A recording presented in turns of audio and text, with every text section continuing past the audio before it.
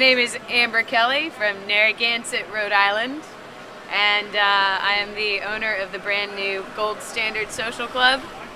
And it is the Gold Standard Social Club because we are promoting knowledge about the state of the economy and fiat money and trying to spread the ideas of teach people about the central bank and the fact that that's what actually runs the government, and go back to a time when everything had value. So we run a multimedia hub because the media is often used for bad, and we're trying to use it for good, as well as bringing in mainstream people and giving them not mainstream ideas.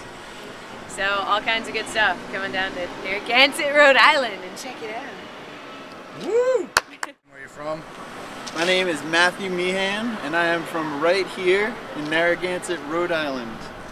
Well, I think the economy right now is starting to reflect the way our banking system is structured. Running on the communist model of banking, which is that the government is in control of deciding what is valuable and what is not valuable. And when that happens, it's hard to predict what is going to be truly valuable to people. So things get mismanaged, and things that are not so great get invested into, such as destroying other people's countries. And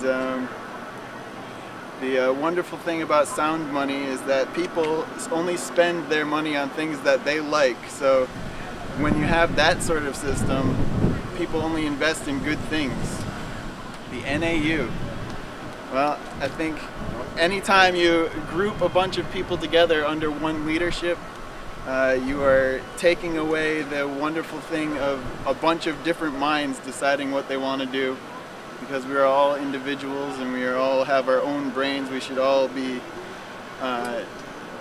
in charge of our own actions and have to suffer the consequences of our own actions. And when one person is in charge of lots of people, their mistakes are suffered by all of the people they're in control of. So whenever we make a larger bureaucracy, I believe that is a negative action.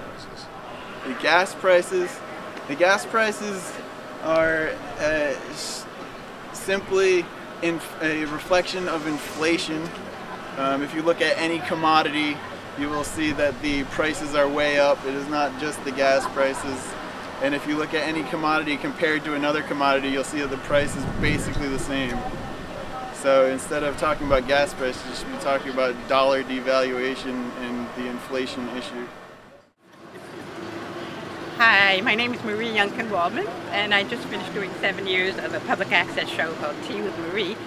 And I want to say something because I get a chance to say something here because of freedom of speech. What comes to mind right now is that we just went on a trip to France, and I just want to say a couple of things that I really enjoyed about France, which I miss here in this country. And one of them is that people are not in a hurry. They're not racing all over the place. They don't have structured activities lined up to yay, so that when their family gets together, they can call on them and they come together and they enjoy a meal and they sit there for a while. And the children also are not inundated with continuous things to keep them busy. And stimulation. They're not inundated with stimulation all the time. And they can be very satisfied with simple things such as being with their family or kicking a ball around. And I think it's a shame that this country has gotten to the point where our children have to be structured every minute. Sports are wonderful, don't get me wrong, but to have sports all the time to the exclusion of music and art and other things that are available in life, I don't like that. And I found in France that the beauty was so evident. There is a certain type of civilization there where people are more polite to each other. And they say, you go into a store, for instance, and you say, bonjour, madame, and they say, bonjour, madame. You go into a store in this country, nobody even looks at you half the time. I mean, I love this country, so don't get me wrong, and it's the best country in the whole world. But these are just a few of the things I noticed when I was in France, and I wish that we could still have these things. And I just hate to see the aspects of beauty and civilization just disappear. And that's what I have to say. Thank you very much.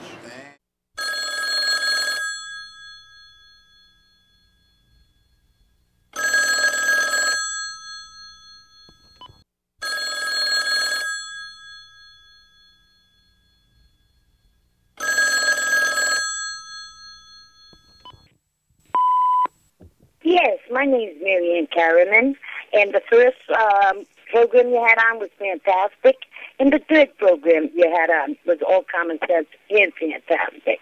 But my opinion is Bush was the best thing that happened to us. We needed the war, and let me tell you, if you get Obama in, which we know we're not going to get him in, it's going to be the other guy all the way. Go Republican, yes! Thank you. Bye-bye. Like I said, Marianne Carriman from Warwick, Rhode Island. Bye-bye. Hey, this is Danny Deja of U.S.Constitution, Rhode Island.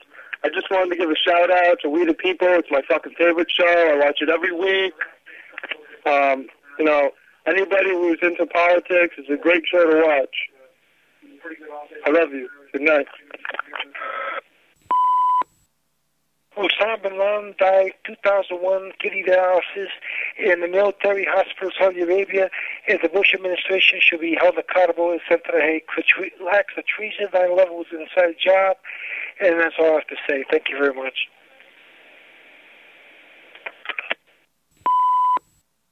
My fellow Americans, I am sad to report that there is only graffiti on the walls these days. It seems that all the true Americans before us who wrote to warn us to take heed have passed. Therefore, the hour is now upon us. We the people have but one chance to regain this republic, this political process as intended in our divine document. In the event that the government should secede from its people and the rule of law, it is the right, it is the responsibilities for such self-evident peoples to reclaim that republic for which it stands. So the question is, does this body of government represent you? Would you say that too few control too many? Would you say that this body of government has seceded from we, the people? Let's lead the way once again, Rhode Island. Rodney Ferry, Pawtucket, Rhode Island. I'm saying, how about the illegal immigrants? Why can nobody help them out?